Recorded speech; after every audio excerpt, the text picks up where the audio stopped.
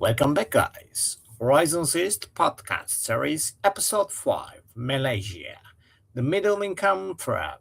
Let's talk about Malaysia, a country that did almost everything right and yet finds itself stuck.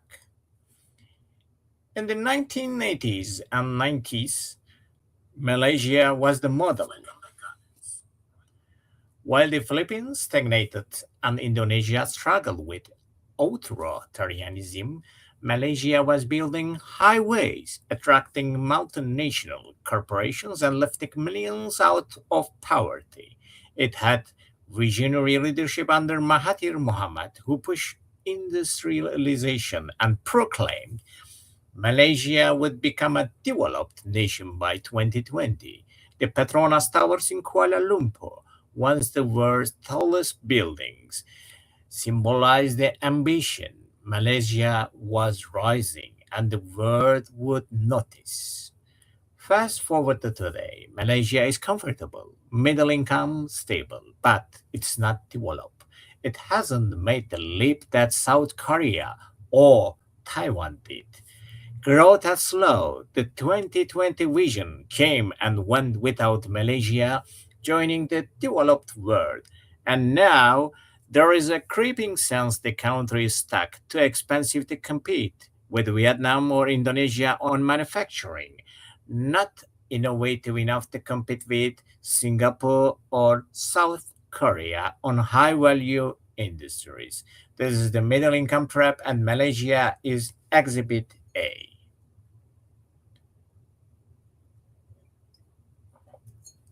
So, what happened? How did a country with so much going for it, natural resources, strategic location, educated population, decent infrastructure, end up treating water, and more importantly, can Malaysia break free? Let's start with what Malaysia got right, because the success story is real. In the 1970s, Malaysia was primarily an agricultural and commodity exporter, rubber, tin, palm oil. Then came the deliberate push toward industrialization, special economic zones, tax incentives, infrastructure investment. Multinational electronics companies, Intel, AMD, Motorola, set up manufacturing operations. Malaysia became a key link in global electronics supply chains. The results were impressive. Poverty rates plummeted, a middle class emerged, infrastructure improved dramatically. Kuala Lumpur transformed from a colonial backwater into a modern metropolis. The country diversified beyond commodities into manufacturing and services. And unlike some of its neighbors, Malaysia managed this while maintaining relative political stability and avoiding the worst excesses of authoritarianism. Yes, Mahathir's rule had authoritarian elements, detention without trial, media control, crackdowns on opposition, but compared to Indonesia under Suharto or the Philippines under Marcos, Malaysia seemed almost restrained. There was economic progress without complete political repression. Yeah, sorry about the pronunciation of authoritarian means we mean that Mahathir's rule had authoritarian elements. However, when we compare with Philippines under Marcos and Indonesia under Suharto, it seemed very moderate. Then there is Malaysia's unique demographic composition, roughly 70% Bumi Putera, ethnic Malays, and indigenous groups. Sorry. 23% Chinese, 7% Indian. The diversity could have been a strength, but instead, it's been the defining tension of Malaysian politics for over 50 years.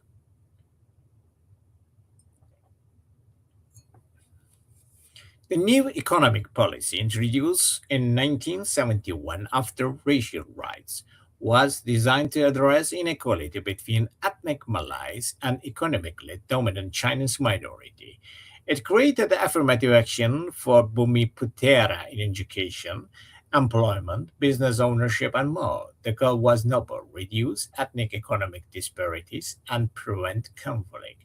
But here is where it gets complicated. The NEP and its successors have been in place for over 50 years now. They have created a Malay middle class and business community that it didn't exist before, but they have also created inefficiencies, resentment, and a system where political connections often matter more than merit. Government linked companies, GLCs, dominate the economy, often underperforming private sector competitors. Contracts and opportunities flow to those with the right political connections and ethnic credentials.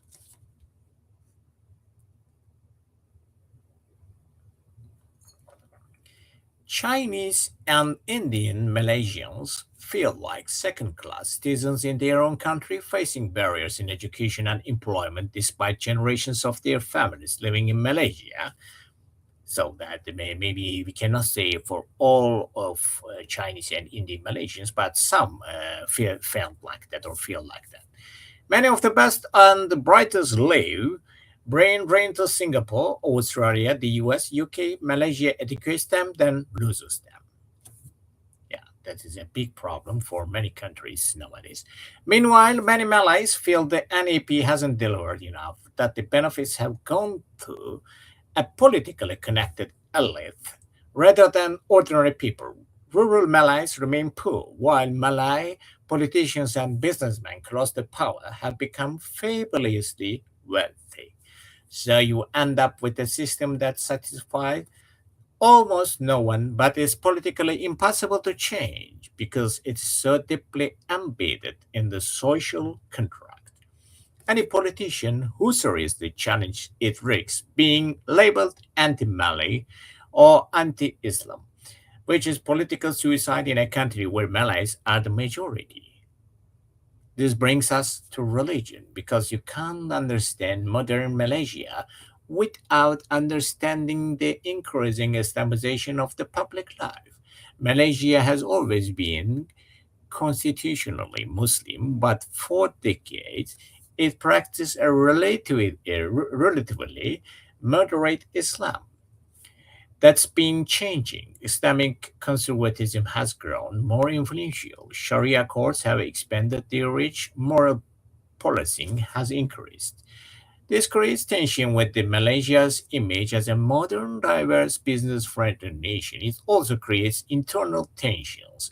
Liberal Malays feel the space for freedom is shrinking. Non-Muslims worry about their place is an increasingly Islamic public spheres, and conservatives push for even stricter Islamic government. So, guys, is actually this is a perspective. So maybe we can agree or we cannot agree about this idea, but some people's perspective is like that. So please note that we are trying to give all perspective about Southeast Asian's future or the trajectory.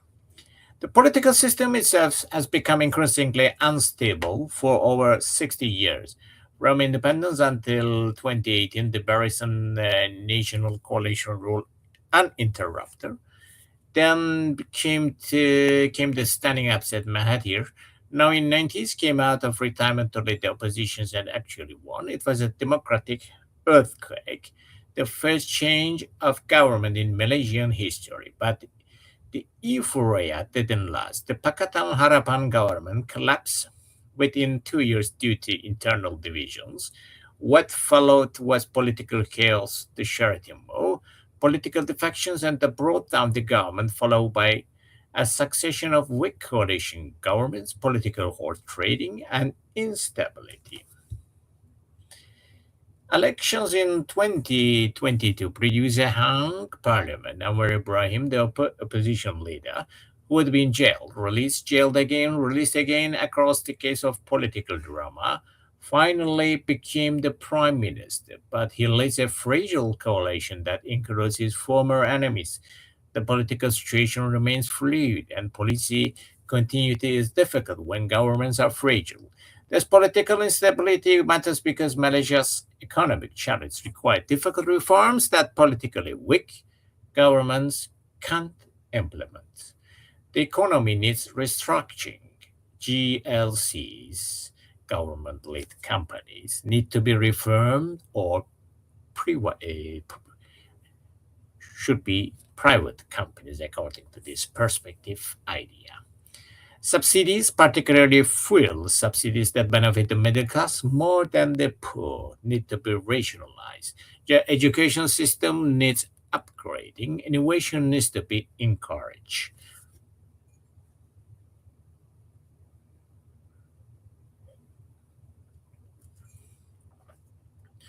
But all, sorry, but all of this requires political capital and sustained effort. When governments are focused on survival and the coalition management, bold reform takes a backseat. Let's talk about the economy more specifically. Malaysia is heavily dependent on commodities palm oil, petroleum, natural gas, rubber. When commodity prices are high, government revenues are healthy. When they drop, fiscal pressure mounts. This vulnerability to external price shocks is a fundamental weakness. The manufacturing sector, while significant, faces intense competition. Electronics assembly in Malaysia's strength is being challenged by Vietnam, which offers lower costs, and by China, which offers scale and integration. Malaysia, is caught in the middle, too expensive for low and manufacturing, not innovative enough for high end. There are bright spots. Malaysia has a significant Islamic finance sector. It's one of the global leaders in sukuk, Islamic bonds, and Sharia compliant banking. There is a growing startup scene, particularly in Kuala Lumpur. Digital economy is expanding. E-commerce and fintech are growing rapidly, but these aren't enough to drive national transformation. Malaysia needs to move up the value chain from assembly to design, from manufacturing to innovation, from resource extraction to high value processing. South Korea did this, Taiwan did this, Malaysia has been trying for decades and keeps falling short. Why? Partly is education. Malaysia's universities aren't globally competitive. The brain drain means top talent lives. Sorry. The education system emphasizes rote learning over critical thinking. Science and math performance has been declining. Language policy switching between Malay and English as the medium of instruction has created confusion and disadvantaged students. There is also the innovation gap. Research and development spending is low compared to developed nations. The ecosystem for startup and innovation is underdeveloped. Risk taking isn't culturally encouraged. The best, the best opportunities are still seen as government jobs or positions in GLGs, not entrepreneurship. And then there is corruption. Malaysia was rocked by the 1MDB scandal, one of the world's largest kleptocracy cases. Billions of dollars were stolen from a state investment fund, money that ended up funding Hollywood movies, luxury real estates, and lavish lifestyles for the politically connected. Prime Minister Najib Razak was convicted and jailed. The scandal revealed the depth of corruption at the highest levels. One MDB wasn't an aberration. It was an extreme example of a broader problem. Corruption and political patronage are embedded in the system. Contracts are awarded based on connections. Regulations are selectively enforced. Transparency is limited. This creates inefficiency, discourages legitimate investment, and creates public trust.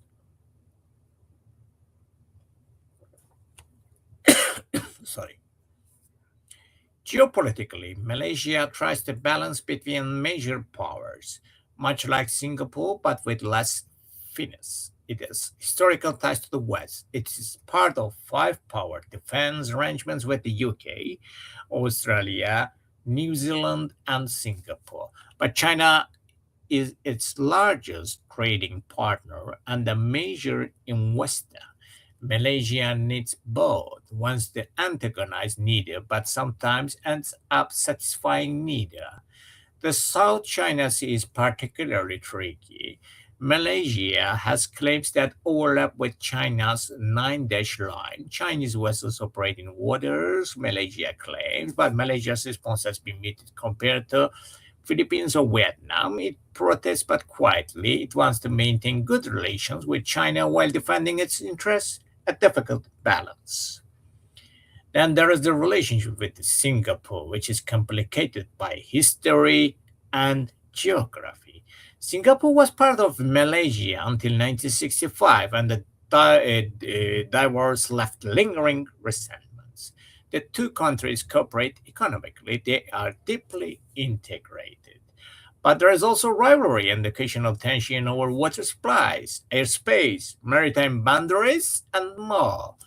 Many Malaysians look at Singapore with a mix of admiration and frustration. Admiration for what it's achieved, frustration that Malaysia hasn't achieved the same despite having far more resources. There is a sense that Malaysia should be where Singapore is, and the fact that it doesn't feel like a failure.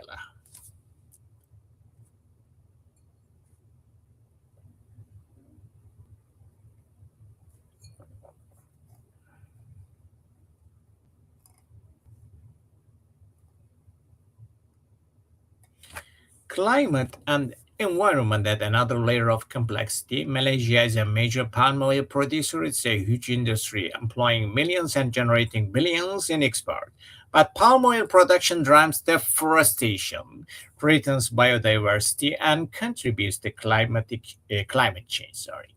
International pressure to reduce deforestation conflicts with economic interests and livelihoods of those in the industry.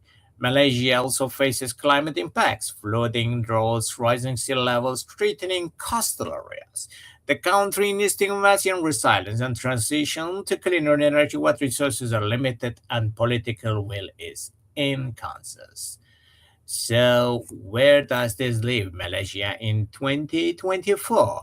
It's a country at a crossroads. Thought it's been at this crossroads for a while now. The middle income trap isn't theoretical for Malaysia, it is the lived reality. The optimistic case is that political stability under Anwar allows for sustained reform. That substyle rationalization freezes up resources for education and innovation. That GLC, government-led companies, reform increases efficiency. That Malaysia leverage its strengths, location, infrastructure, diversity, Islamic finance to find a new growth model. That the demographic dividend, of a still young population is captured before it is too late. The pessimistic case is continued stagnation, that political fragility prevents difficult reforms, that ethnic politics and religious conservatism limit openness and innovation, that brain drain continues, that corruption persists, that Malaysia remains stuck between the low cost competitors below and the high value innovators above. Here is what I think. Malaysia will likely continue muddling through. It won't collapse. It is too stable, too wealthy, too well established for that. But it won't break out either. It will have periods of reforms and periods of backsliding. It will make progress in some areas while regressing in others. It will remain comfortable but unfulfilled. And that's the tragedy because Malaysia has so much potential. It has resources, location, infrastructure, human capital, human power. It has done so much right. But the final leap from middle income to developed, from comfortable to dynamic, from potential to achievement remains elusive. The question isn't whether Malaysia can break out of the middle income trap. It clearly can. It has all the ingredients. The question is whether it will. Whether the political system can deliver the reforms needed, whether ethnic and religious divisions can be managed without holding the country back, whether a new generation can inspire the transformation that's been promised for decades. Because if Malaysia does break through its finally fulfills the mission Mahathir articulated decades ago, it will be a powerful model for the developing world, a diverse Muslim majority democracy that became developed while maintaining its identity. A resource rich nation that didn't succumb to resource curse, a middle income country that escaped the trap. But if doesn't, Malaysia becomes a cautionary tale, a reminder that doing things right isn't enough, that potential doesn't automatically become achievement, that the middle income trap is very real, and escaping it requires more than good intentions. Malaysia isn't failing, but it isn't soaring either. And for a country with this much going for it, that might be the most frustrating outcome of all. The clock is ticking. The demographic dividend won't last forever. The global economy is changing. Competition is intensifying. Malaysia has a window to break through, but windows don't stay open indefinitely. The question is, will Malaysia seize the moment, or will it look back in another 20 years and wonder what might have been? Yes, all comments are welcome as long as, guys, they are constructive.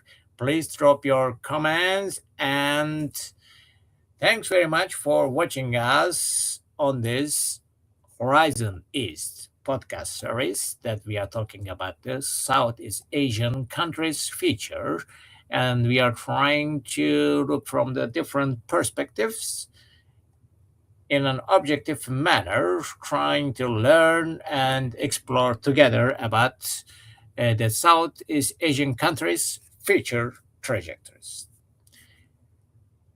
Until next time.